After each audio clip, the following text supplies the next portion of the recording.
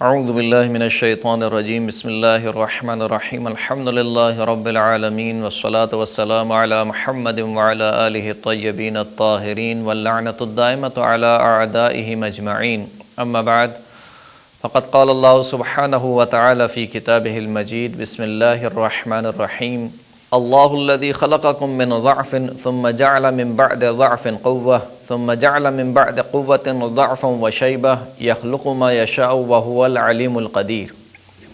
محترم صاحبین کرام، سورہ مبارکہ روم کی 54ویں آیت کو آپ کی خدمت میں سرنامہ کلام کے طور پر پیش کیا گیا۔ اس آیت میں خداوند کریم اپنی نشانی کے طور پر بیان فرما رہا ہے کہ اللہ الذی خلقکم من ضعف، کہ خداوند کریم وہ ہے کہ جس نے تمہیں ضعف اور ناتوانی سے خلق کیا۔ ثم جعل من بعد ضعف قوة، اور پھر ضعف اور ناتوانی کے بعد تمہارے لیے قوت قرار دی۔ ثم جعل من بعد قوة ضعفا وشیبہ، اور پھر قوت قرار دینے کے بعد دوبارہ تمہیں بڑھاپے میں اور ضعیف اور ناتوانی کی عمر میں پہنچا دیا۔ یخلق ما یشاء، خداوند کریم جو چاہتا ہے خلق کرتا ہے، وہو العلیم القدیر، اور خداوند کریم بہت زیادہ جاننے والا بھی ہے اور صاحب قدرت بھی ہے۔ اس آیت میں خداوند کریم نے انسان کی پوری زندگی کا خلاصہ بیان کیا ہے کہ اے انسان جو اس دنیا میں آئے ہو، تمہاری زندگی ہے کیا؟ تمہاری زندگی کی ابتدا ضعف و ناتوانی ہے، یعنی اس قدر ضعف و ناتوانی ہے کہ خود سے اٹھ کر بیٹھ بھی نہیں سکتے۔ اس قدر ضعف و ناتوانی ہے کہ تمہیں اگر بھوک لگے تو خود سے کھانا نہیں کھا سکتے، پیاس لگے تو خود سے پانی نہیں پی سکتے۔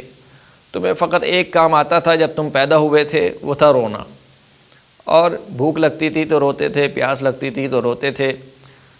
اسی طریقے سے اگر کوئی حشرہ، کوئی مچھر، کوئی مکھی تمہیں کاٹ لے تو اس کی تکلیف سے تم روتے تھے۔ تو ضعف اور ناتوانی تمہاری ابتدا تھی۔ پھر اس کے بعد خداوند کریم نے تمہارے بازوؤں میں طاقت عطا کی، تمہیں بڑا کیا، تمہیں نوجوانی کی حد تک پہنچایا، اور جب تم نوجوانی کی حد تک پہنچ گئے تو پھر تمہارے بازوؤں میں قوت آ گئی، تمہاری ہر چیز جوان ہو گئی، تمہارا جسم جوان ہو گیا، تمہاری خواہشات جوان ہو گئیں، تمہاری سوچ جوان ہو گئی، اور پھر اس کے بعد دوبارہ خداوند کریم نے تمہیں ضعف اور ناتوانی کی زندگی میں پہنچا دیا، یعنی بڑھاپے کی زندگی میں تمہیں پہنچا دیا۔ تو یہ تمہاری زندگی کا کل خلاصہ ہے کہ جس کی ابتدا بھی ضعف و ناتوانی ہے اور جس کی انتہا بھی ضعف و ناتوانی ہے، فقط بیچ کا ایک تھوڑا سا حصہ ہے کہ جو جوانی کا حصہ کہلاتا ہے، کہ جس میں تمہاری قوتیں جوان ہیں۔ تو جب انسان کی زندگی کی ابتدا بھی ضعف و ناتوانی ہے اور انتہا بھی ضعف و ناتوانی ہے، تو پھر گھمنڈ کس بات کا، پھر تکبر کس بات کا، پھر غرور کس بات کا، کہ جب انسان کو ضعف و ناتوانی سے خلق کیا گیا اور دوبارہ ضعف و ناتوانی کی طرف پلٹا دیا جائے گا۔ رسول اللہ صلی اللہ علیہ وآلہ وسلم جناب ابو ذر سے فرماتے ہیں کہ یا ابا ذر، اے ابو ذر، اغتنم خمسا قبل خمسن، 5 چیزوں کو 5 چیزوں سے پہلے غنیمت جانو۔ یعنی انسان کی جو پوری زندگی ہے، ہمارا جو سرمایہ حیات ہے، وہ یہی ہماری زندگی ہے، اور یہ جو سرمایہ حیات ہے یہ برف کی طرح پگھل رہا ہے۔ والعصر ان الانسان لفی خسر، عصر کے وقت کی قسم کہ تمام کی تمام انسانیت خسارے میں ہے۔ یعنی ہماری مثال اس برف بیچنے والے کی طرح ہے کہ اگر اس کی برف بک گئی تو سرمایہ بھی حاصل ہو جائے گا، یعنی جو پیسے اس نے سرمایہ میں لگائے تھے وہ بھی مل جائے گا اور اس کا منافع بھی مل جائے گا۔ لیکن اگر خدا نخواستہ برف نہیں بکی تو برف تو پگھل رہی ہے، تو نہ صرف منافع نہیں ہوگا بلکہ سرمایہ میں بھی گھاٹا ہو جائے گا۔ تو اسی طریقے سے ہماری جو زندگی ہے ہمارا سرمایہ ہے۔ تو جناب رسول خدا صلی اللہ علیہ وآلہ وسلم فرماتے ہیں کہ یا ابا ذر، 5 چیزوں کو 5 چیزوں سے پہلے غنیمت جانو۔ کہ وہ 5 چیزیں کون سی ہیں؟ شبابک قبل حرمک، بڑھاپے سے پہلے اپنی جوانی کو غنیمت جانو۔ جوانی میں جب انسان کے جسم میں، جب انسان کے بازوؤں میں طاقت ہے، انسان جو چاہے عبادت انجام دے سکتا ہے، لیکن جب انسان بڑھاپے میں پہنچ جاتا ہے تو بہت دل کرتا ہے کہ نماز شب پڑھے، لیکن اب کیا کرے کہ جسم میں طاقت نہیں رہی۔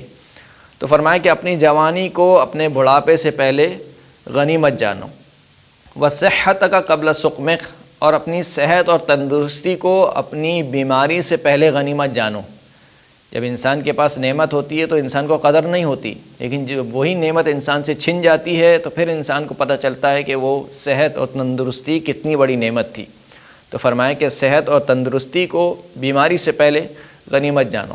اور پھر اس کے بعد ارشاد فرمایا کہ وغنا کا قبل فقرک، اپنی بے نیازی کو، یعنی جب تمہارے پاس مال و دولت ہے تو اس مال و دولت کو غنیمت جانو قبل اس کے کہ تم فقیر ہو جاؤ، تمہاری یہ دولت تمہارے ہاتھ سے چلے جائے تو اس دولت کو غنیمت جانو۔ غنیمت جاننے سے مراد کیا ہے کہ اس کو وہاں پر خرچ کرو کہ جہاں پر خداوند کریم نے حکم دیا ہے خرچ کرنے کا، نہ کنجوسوں کی طرح دولت کو جما کے رکھو اپنے پاس، روک کے رکھو، اور نہ ہی اس دولت کا اسراف کرو یا ایسے کاموں میں خرچ کرو کہ جہاں پر خداوند کریم نے خرچ کرنے کا حکم نہیں دیا، منع فرمایا۔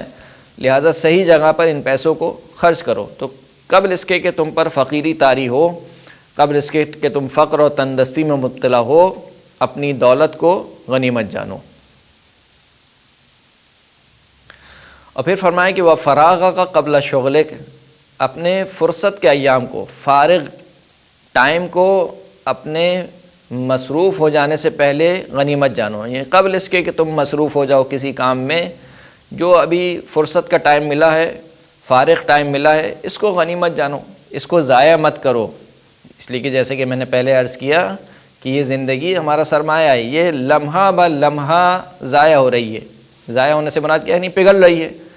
اب یہ ہمارے اوپر ہے کہ آیا ہم ان لمحات کو ایسی چیز میں گزاریں کہ جو ہمیں فائدہ دے، یا ان لمحات کو ایسی چیز میں گزاریں جو ہمارے لیے وبال جان بن جائیں۔ اور آخری چیز جو رسول اللہ نے ارشاد فرمائی، وَحَيَاتَكَ قَبْلَ مَوْتِكَ، اپنی زندگی کو اپنی موت سے پہلے غنیمت جانو، کیونکہ یہی زندگی ہے جس سے آخرت بنے گی۔ الدنیا مزرعۃ الآخرہ، دنیا کی زندگی ہے کہ جس سے انسان کی آخرت بننے والی ہے۔ لہٰذا موت کے بعد اب ختم ہو جائے گا، یعنی نام اعمال بند ہو جائے گا، اب انسان چاہے بھی تو 2 رکعت نماز نہیں پڑھ سکتا۔ لہٰذا اپنی زندگی کو غنیمت جانو قبل اس کے کہ تمہیں موت آ جائے۔ مولا کائنات امیر المؤمنین علی ابن ابی طالب علیہ الصلوۃ والسلام فرماتے ہیں کہ ان اللیل والنہار یعملان فیک فاعمل فیہما، کہ اے شخص یہ جو دن اور رات گزر رہے ہیں، یہ دن اور رات تیرے اندر عمل کر رہے ہیں، فاعمل فیہما، پس تو بھی ان دن اور رات میں عمل کر۔ وَيَأْخُذَانِ مِنْكَ، یہ دن اور رات تجھ سے کچھ لے رہے ہیں، یعنی کیا لے رہے ہیں؟ ہم سے ہماری زندگی لے رہے ہیں، یعنی دن اور رات جو گزر رہے ہیں وہ ہم کو بوڑھا کر رہے ہیں، ہماری زندگی ختم کر رہے ہیں۔ فرمایا کہ یہ تجھ سے کچھ لے رہے ہیں، فَخُذْ مِنْهُمَا، تو بھی ان دن اور رات سے کچھ لے لے، یعنی جب یہ تجھ پر رحم نہیں کر رہے تو بھی ان دن اور رات پر رحم نہ کر، یہ تیری زندگی ختم کر رہے ہیں، تو ان دن اور رات سے اپنا زاد آخرت جمع کر لے۔ وآخر الدعوانا ان الحمد للہ رب العالمین۔